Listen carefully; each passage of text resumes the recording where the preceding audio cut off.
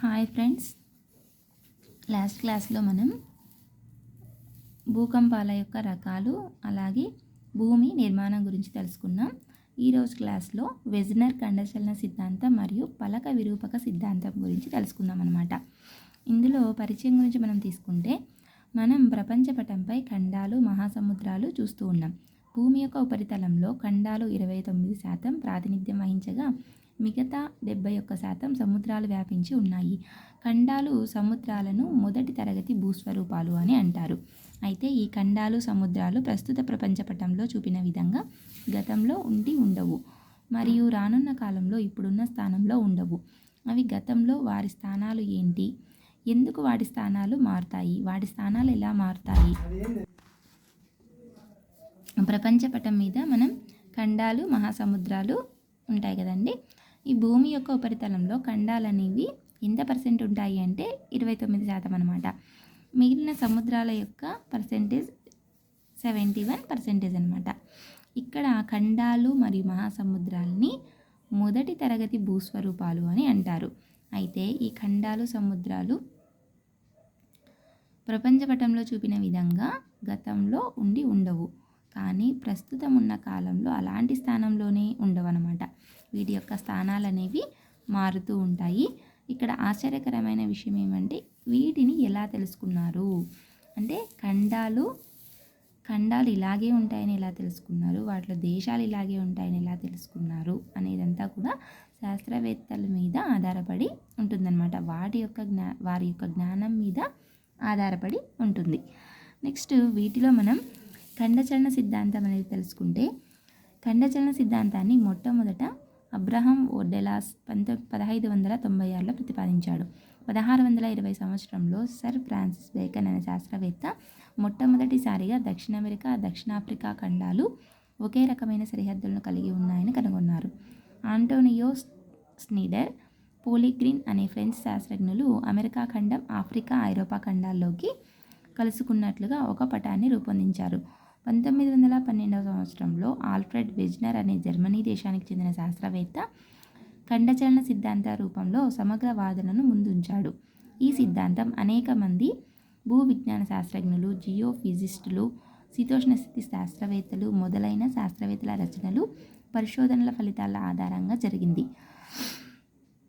ఖండచలన సిద్ధాంతం గురించి మనం ఫస్ట్ తీసుకుంటండి.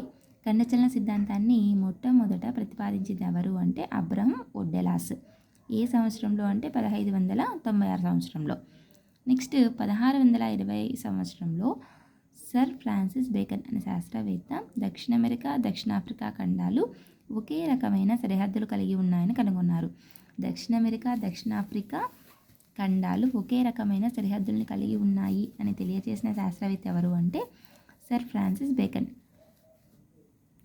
తర్వాత అమెరికా ఖండం ఆఫ్రికా ఐరోపా ఖండాల్లోకి కలుసుకున్నట్లుగా ఒక పటాన్ని రూపొందించిన వారు ఎవరు అంటే ఆంటోనియో స్నీడర్, పోలిగ్రిన్ అనే ఫ్రెంచ్ శాస్త్రజ్ఞులు అనమాట. నెక్స్ట్ 1912 సంవత్సరంలో ఆల్ఫ్రెడ్ వెజ్నర్ అనే జర్మనీ దేశానికి చెందిన శాస్త్రవేత్త ఖండచలన సిద్ధాంతం రూపంలో సమగ్ర వాదనను ముందుంచాడు. ఖండచలన సిద్ధాంతాన్ని మొట్టమొదట ప్రతిపాదించింది అబ్రహం ఓర్డెలాస్. ఈ ఖండచలన సిద్ధాంతానికి సంబంధించి పూర్తి అర్థాన్ని గురించి తెలియజేసిన శాస్త్రవేత్త ఆల్ఫ్రెడ్ వెజ్నర్ అన్నమాట. వెజ్నర్ ప్రకారం కార్బోనిఫెరస్ కాలం కంటే ముందు సుమారు 300 మిలియన్ సంవత్సరాల క్రితం ఖండాలన్నీ కలిసికట్టుగా ఒకే భూభాగంగా ఉన్నాయని, దాన్ని పాంజియా అని, ఈ పాంజియా భూభాగం అంతా ఒక పెద్ద సముద్రంలో ఆవరించబడి ఉందని దాన్ని పాంథలస అని అంటారు. అంతేకాకుండా జిరాసిక్ కాలంలో సుమారు 200 మిలియన్ల సంవత్సరాల క్రితం ఖండాలన్నీ పశ్చిమానికి తూర్పు దిశకి క్షితిజ సమాంతరంగా కదులుతున్నట్లు అభిప్రాయపడ్డాడు. అయితే పాంజియా అనే భూభాగం టెతిస్ సముద్రం అని పిలువబడే భూ అఖినతి కారణంగా విడిపోయిందనమాట.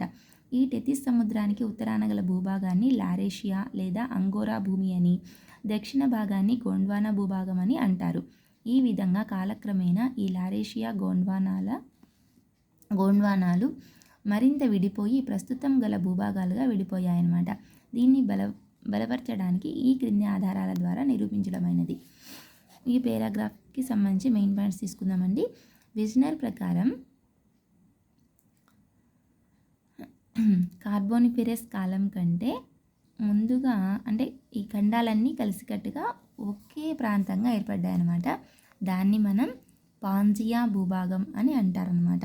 వీటిని ఇది ఒక సముద్రంలో ఆవరించబడి ఉంది కాబట్టి దీన్ని పాంథలస అని అంటారు. అంతేకాకుండా జురాసిక్ కాలంలో అంటే 200 మిలియన్ల సంవత్సరాల పూర్వం ఖండాలన్నీ కూడా కదులుతూ ఉన్నాయి అని అభిప్రాయపడ్డారన్నమాట. అంటే ఇందులో పాంజియా అనే భూభాగం టెతిస్ సముద్రం అని పిలువబడే భూ అవినీతి కారణంగా వెళ్ళిపోయిందనమాట. అంటే ఇక్కడ పాంజియా అనే భూభాగం ఏ సముద్రం యొక్క కారణంగా విడిపోయింది అంటే టెతిస్ సముద్రం. ఈ టెతిస్ సముద్రానికి ఉత్తరాన ఉన్న భూభాగాన్ని ఏమంటామంటే లారేషియా అని అంటాము. దక్షిణాన ఉన్న భూభాగాన్ని ఏమంటాము అంటే అంగోరా భూమి అని. ఉత్తరాన గల భూభాగాన్ని లారేషియా లేదా అంగోరా భూమి. సరే అండి, ఉత్తరాన గల భూభాగాన్ని లారేషియా లేదా అంగోరా భూమి, దక్షిణ భాగాన్ని గోండ్వానా భూభాగం అని అంటారనమాట. నెక్స్ట్ ఖండాలు కలవడం. వెజనర్ ప్రకారం అట్లాంటిక్ మహాసముద్ర తూర్పు పశ్చిమ తీరాలు ఒకటే అనడానికి భౌగోళిక పోలికలు ఉన్నాయని, ఆఫ్రికా దక్షిణ అమెరికాలు ఒకదానితో ఒకటి సరిగ్గా అమరడాన్ని బట్టి ఈ ఖండాలు ఒకప్పుడు ఏకమై ఉన్నట్లు అక్కడ శిలల జియాలజీ నిర్మాణాన్ని బట్టి గమనించవచ్చు. ఈ ఖండాలలో పోలిక అనేది శిలల రూపంలో, భౌమ్య సంబంధ రుజువులు మొదలైన వాటిలో ఉంది. ఈ రెండు ఖండాలు ఎలా ఉన్నాయంటే ఒక చెక్క ముక్కను విరిచి తిరిగి అతుక పెడితే ఎలా ఉంటాయో అలా ఉన్నాయని అభిప్రాయపడ్డారనమాట. ఇక్కడ చూపించారు చూడండి, ఖండాలు కలవడం. ఈ వెజనర్ అనే శాస్త్రవేత్త ఏం చెప్పారు అంటే అట్లాంటిక్ మహాసముద్రం యొక్క తూర్పు పశ్చిమ తీరాలు ఒకటే అనడానికి దేని కారణంగా ఒకటే అన్నారు అంటే భౌగోళిక పోలికలు ఉన్నాయి అని చెప్పారనమాట. అంటే ఇక్కడ ఆఫ్రికా మరియు దక్షిణ అమెరికాలు ఒకదానితో ఒకటి సరిగ్గా అమరడాన్ని బట్టి ఈ ఖండాలు ఒకప్పుడు కలిసి ఉన్నట్లు తెలియజేశారన్నమాట. ఇది ఎలా ఉండేది అంటే ఈ ఖండాలు ఒక చెక్క ముక్కను మనం విరిచి మళ్ళీ అతికిస్తే ఎలా అయితే ఉంటాయో అలా ఉన్నాయి. అలాగే కదండి, ఒక చెక్క ముక్కని విరిచి మళ్ళీ అతికిస్తే ఎలా ఉంటాయి అలాగే ఆ ఖండాలు కూడా ఉన్నాయన్నమాట. ఏ ఖండాలు? ఆఫ్రికా మరియు దక్షిణ అమెరికాలు. తర్వాత ఒకే సమయానికి చెందిన శిలలు ఉండడం. అట్లాంటిక్ తీరంలో గల శిలలు అదే సమయానికి చెందిన పర్వతాల్లోని శిలలతో పోలికలు కలిగి ఉన్నాయన్నమాట. ఇక్కడ ఇచ్చారు కదండి, ఉత్తర అమెరికా, తర్వాత ఆఫ్రికా, తర్వాత యూరప్. నెక్స్ట్ ఇటువైపు పిక్చర్లో మనం తీసుకుంటే ఉత్తర అమెరికా, ఆఫ్రికా, యూరప్, దక్షిణ అమెరికా. ఇక్కడ ఇచ్చారు చూడండి, ఖండ తీరపు అంచులు ఈక్వల్గా ఉన్నాయి కదా, దక్షిణ అమెరికాలో, ఆఫ్రికాలో, తర్వాత ఉత్తర అమెరికాలో, తర్వాత యూరప్లో. నెక్స్ట్ ప్రాచీన శిలల పోలికలు. ప్రాచీన శిలలు అనేవి సేమ్ ఒకే రకమైన ఆకారాన్ని కలిగి ఉన్నాయన్నమాట.